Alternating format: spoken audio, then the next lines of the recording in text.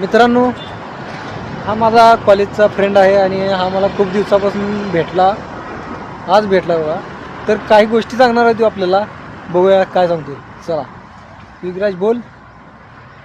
आज किशोरला भेटून खूप छान वाटलं मला, कारण याचा खडतर प्रवास बघितला तर खूप कठीण आहे मित्रांनो. याच्यासारखं कष्ट घेणारं आत्ताच्या कंडिशनला खरंच खूप वेगळा आहे की, कारण हा असा एकमेव माझा जवळचा मित्र आहे. त्यानं आज स्वतःहून एक स्वतःपासून डेव्हलप केलेला आहे. स्वतःच्या कमाईनं सगळ्या गोष्टी आता तो करतोय सध्या. वडील नसताना घरची जबाबदारी आपल्या पडली हे लक्षात घेऊन या माणसानं आत्ता स्वतःचा व्यवसाय सुरुवात केलेला आहे. भले व्यवसाय कोणताही असू दे, पण त्यानं एक छोटासं का असं ना आपलं स्वतःचं काम त्यानं आपल्या स्वतःच्या आयुष्यात निर्माण केलेलं आहे. मला खरंच या गोष्टीचा अभिमान आहे, कारण किशोरसारखा मित्र मला गेल्या 10-15 वर्षापासून आम्ही एकत्र आहे. पण जास्त भेटत नाही, पण अशीच कधीतरी भेट होते आमची. आणि भेटीतून आमची एक चांगला मित्राची आयुष्य काय आहे हे समजते की एवढ्या दिवसापासून आम्ही एकत्र आहे आणि एकमेकांची साथ आम्ही कधी सोडलेली नाही.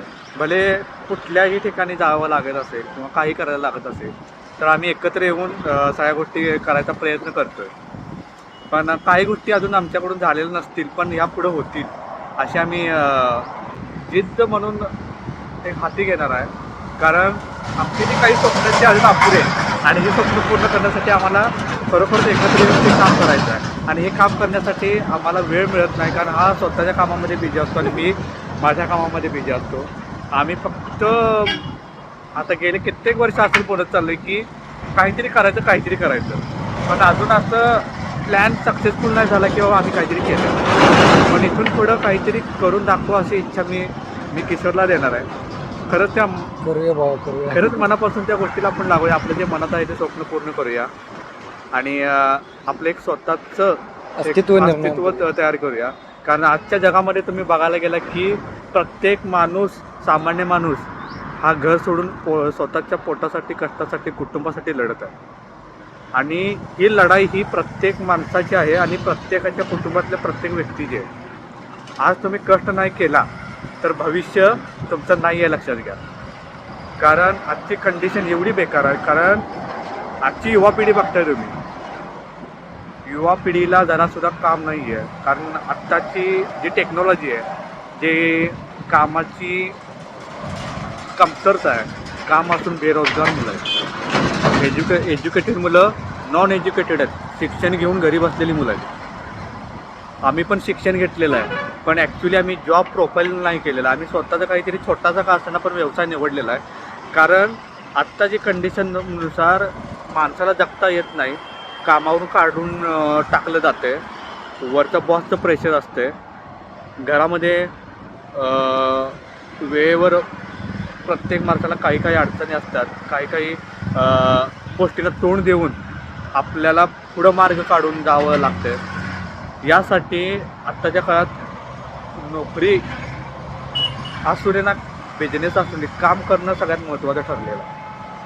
आणि हेच काम जर आम्हाला पुढे घेऊन जायचं असेल तर आपण स्वतः कष्ट करून या गोष्टीला आपण महत्त्व दिलं पाहिजे. आणि गोष्ट लगेच कुठल्या गोष्टी पूर्ण होत नाहीत. या गोष्टी पूर्ण होण्यासाठी काही काळ आणि काही दिवस असू देत, काही वर्ष असू देत, हे आपल्याला स्वतःला द्यावे लागतात. आणि हे दिल्याशेवट आपलं आयुष्य किंवा भविष्य ठरत नाही. स्वतःच्या कष्टाचं महत्त्व काही वर्षांनी आपल्याला दिसून येतं आहे. आणि हे महत्त्व दिसून येण्यासाठी स्वतःमध्ये ॲबिलिटी पाहिजे, स्वतःचं एक प्लॅटफॉर्म चांगला पाहिजे. आणि तो प्लॅटफॉर्म आपण एक चांगल्या दिशेने घेऊन जाता आला पाहिजे. भले तुम्ही आज कोणताही व्यवसाय केला आहे आणि तो फेल गेला आहे, याच्यावरनं तुमचं भविष्य संपत नाही. आयुष्य खूप मोठं आहे आणि या मोठ्या आयुष्यामध्ये खूप मोठं पण आपण काही काम करायचं आहे. ते कधी होईल, काय होईल, भविष्य आपण बघितलं नाही आहे. पण भविष्याच्या दृष्टिकोनातून प्रयत्न करणे हा महत्त्वाचा आहे. आणि प्रयत्न थांबला की आपण थांबलो. म्हणून प्रयत्न करत राहा.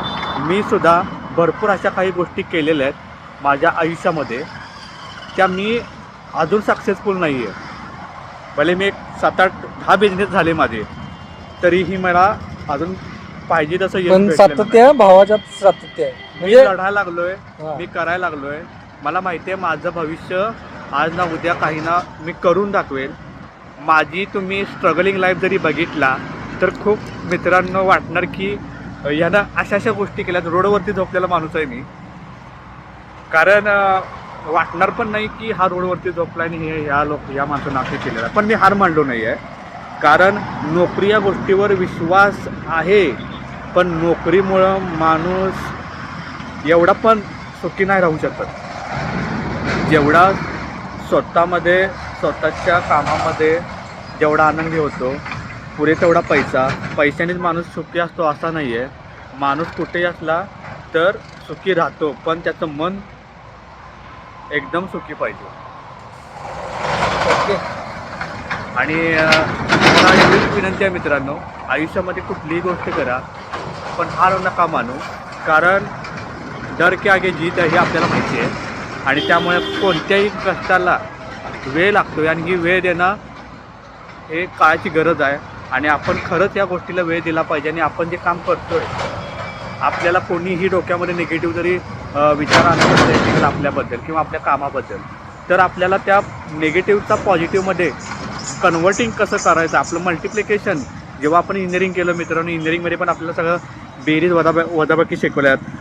या गोष्टी लक्षात ठेवून आपण आपली लाईफ सुधारायची आहे. पृथ्वी गोल आहे, आपण पण गोलच आहे. त्यामुळं प्रत्येक आयुष्याला वळण आहे आणि या आयुष्याला आपण वळण दिलंच पाहिजे. आणि या वळणासाठी आपण स्वतः दिवस रात्र कष्ट केले पाहिजे. आणि या गोष्टीबद्दल किशोर आणि मी आज भेटलो आणि खरंच मला भारी वाटलं आहे. किशोरसारखा मित्र माझ्या लाईफमध्ये गेले 10 वर्ष असेल, 10 वर्षाहून अधिक वर्ष झाले असतील आम्ही एकत्र आहोत. विचाराने एकत्र आहोत, मनाने एकत्र आहोत. पण व्यवसायाचं काय अजून नियोजन नाही आहे. फक्त प्लॅन चालू आहे आमचा. पण प्लॅन असा चालू आहे की आपण ज्या जिल्ह्यामध्ये राहतो त्या जिल्ह्याबद्दलच आपण काहीतरी एक प्रोडक्ट निर्माण करू आणि आपल्या जिल्ह्याचं नाव एक चांगल्या प्रकारे पुढे घेऊन जाऊ, या उद्देशानेच आम्ही प्रयत्न करतो. आणि खरंच भारी वाटलं किशोरला भेटून. आणि तुम्ही पण माझ्या भावाला आता यूट्यूब चॅनल काढलेलं भावानं, इंस्टाग्रामवर त्याचं स्वतःचं पण इंस्टाग्रामवर चॅनल आहे. त्याला तुम्ही खरंच प्रतिसाद द्या चांगला. आणि भावाचे फॉलोअर्स वाढा, त्याला लाईक करा, कमेंट्स करा. भावाचं टार्गेट आहे की जवळजवळ 1 लाखाच्या वर प्लस त्याचे फॉलोअर्स झाले पाहिजेत. आणि ते नक्की होतील असा मी विश्वास देतो. कारण जीवाभावाचा मित्र म्हणजे माझ्या भावासारखाच मित्र आहे. आणि होईल, शक्य होईल या गोष्टीवर मी विश्वास ठेवतो आहे. मनामध्ये एक पॉझिटिव्हिटी ठेवतो आहे, मनामध्ये कॉन्फिडन्स ठेवतो आहे. आणि हा कॉन्फिडन्स मी माझ्या स्वतः भावाला पण देतो आहे की भाऊ माझा पुढं जाऊ दे. ठीक आहे, आजच्या पुरतं एवढंच. Good bye.